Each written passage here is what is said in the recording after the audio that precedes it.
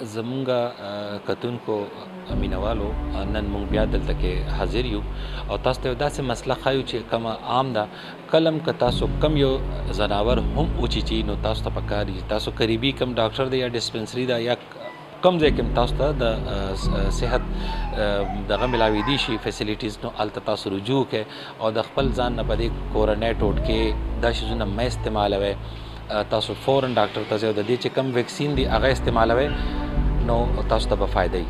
نن مونږ سره موجود دی ډاکټر حبیب صاحب هغې سره به خبرې کوو او مونږ سره اخر جان صاحب موجود دی هغې سره به هم خبرې کوو تاسو ته به ښایو چې کم خلک ځناور وچیچي نو هغې ته کم کم تکلیفات دي او د بچاو څه طریقې دي.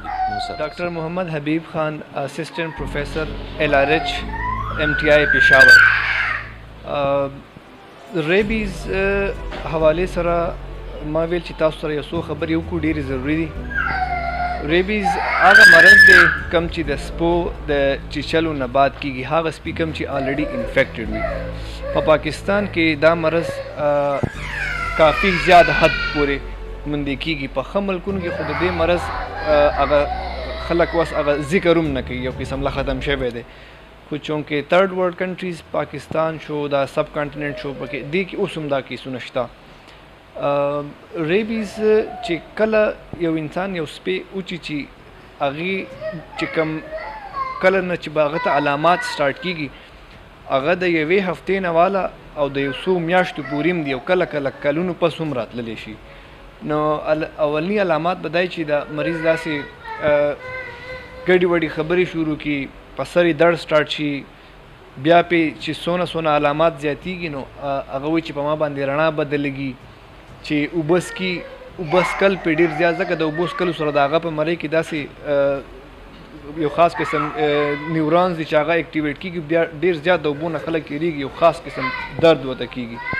هوا چې په دې مخ لګي د هغې نه خلک وایي دا لیونی شو سپی لیونی او دا مریض لیونی کو هغه عام کانسیپټ دا دی او دغه هم یو قسم د صحیح خبره ځکه چې د لیونو په شانتې علامات پکې راشي.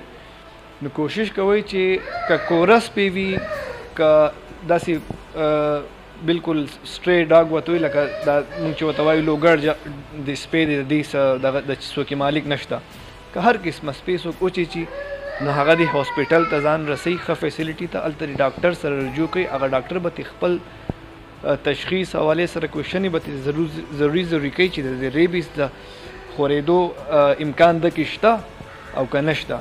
نو چې کله تاسو ته ډاکټر ووایي چې ویکسین ضرورت دی نو برای مهرباني ویکسین پوره کورس لګوئ دې سره سره ایمیونوګلوبلین ورته وایي هغې هم اکثر ضرورت دي ځکه چې یو پې ریبیز انفیکشن انسان ته رادن نه شو خدانخواستہ نو 100% دا مریض به څو ورځو کې دی به وفات کېږي دی به مړ کېږي د بیا هیڅ علاج هم نشته. علاج بس دک کرے چې د انفیکشن د سٹارټ کېدو نه مخکې دته ویکسینز میلاو شي او ویکسین فیصله به ډاکټر کوي. نو برای مهرباني زما ټول عوام الناس ته دا درخواست دی چې مهرباني وکړئ چې کله هم داسې څه واقع وشي که سپی مو وچیچي کله کله پیشو چیچلو کې موږ اکثر د ریبیز سوچ کوو یا خاپیرک شي چې کله هم داسې څه واقع وشي نو مهرباني وکړئ چې ځان هاسپټل ته رارسوئ انشاءالله ډېره فایده به ورته کېږي. الله حافظ. بسم الله الرحمن الرحیم. زما نوم اخیر جان دی زه ریبیز کوارډینیټر افیسر یم او دلته کې ډېر وخت نه چې کوم دی نو په ایمرجنسي ډپارټمنټ کې د ویکسینیشن خاص کر ځناور چې څوک چې د هغې ویکسینیشن باره کې زه کار کوم.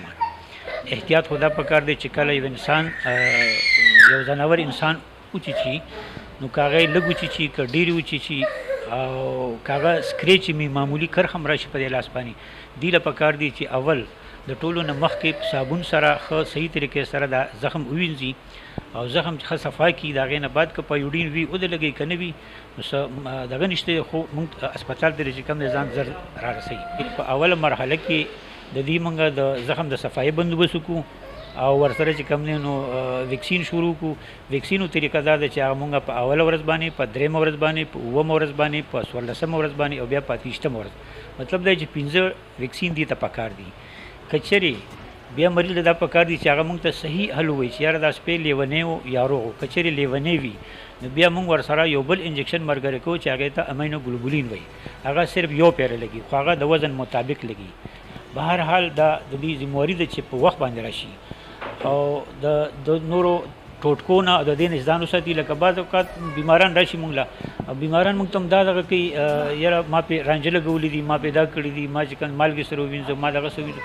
اټس ګوډ، صحیح ده، خو د رنجو دي کې څه دغه نشته، څه رول نشته دی، رانجه دا نشي بچ کولی. لهذا اول مسله دا ده چې اول تاسو دا زخم څومره چې کیدی شي تاسو نه هغه صابون سره ووینځئ.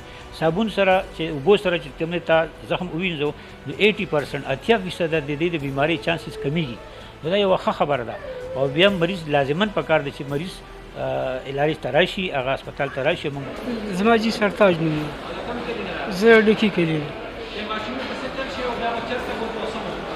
دا سر جي موږ بس یو معمولي یو دوه ټکه لګولي وو، هغه لاندې لاس نه باره. موږ ته بیا چا د ارچن کې پیران وښودل چې یاره بي د سپو دم کوي او بس بیا ټیک ټاکي. موږ ارچن ته هغه دم دپاره چې بوتله بس هغوی هم راته ویل چې یاره بس موږ د لیونیو د روغ سپي دم کوو او هېڅ هم نه یو بس ټیک ټاک دی، بس هېڅ هم نشته دی. نو موږ هم بس هغوی په هغه خوله باندې یقین وکړو، معمولي هغه بس 2 میاشتې بعد سر جي بیا هغه ماشومه 2 میاشتې پورې هر څه کول، اوبه مې هم څښلې، چای مې هم څښلې، خنداګانې. د هغې نه سر جي بعد پرون نه بل ورځ ماشومې ته چې اوبه تږې شوه، اوبه یې ځان ته دغه کړې، بس مخ یې ته واړو. بیا چای وله مور ورکوله چې چای ونه ګوډ کوو، نو بیا یې ته مخ واړو.